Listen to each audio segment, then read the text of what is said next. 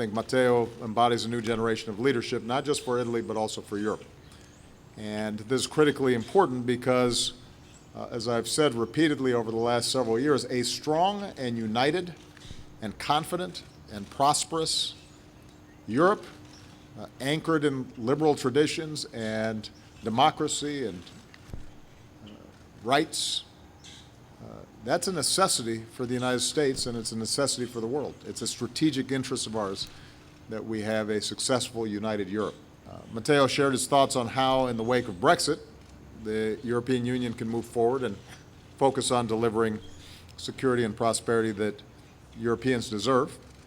And we both agreed that without an emphasis on demand and growth and investment in infrastructure and projects that can put people back to work, particularly young people, that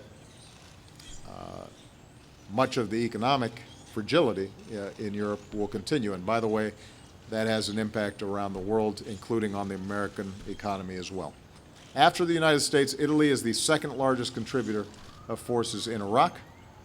Italian forces are helping to stabilize cities through its training of police after they are liberated from ISIL.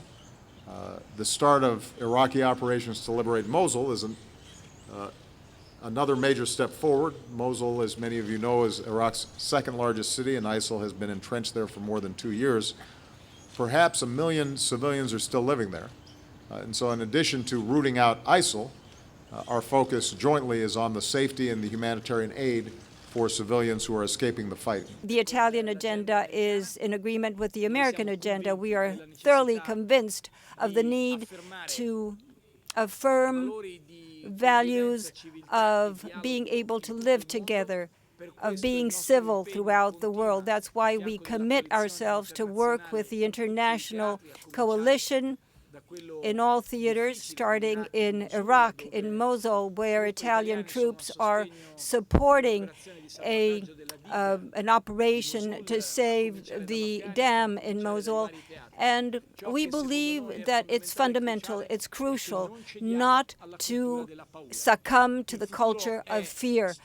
In the future, we cannot know what will happen, but if there's a great inheritance left by the American dream, this is the best way to proceed.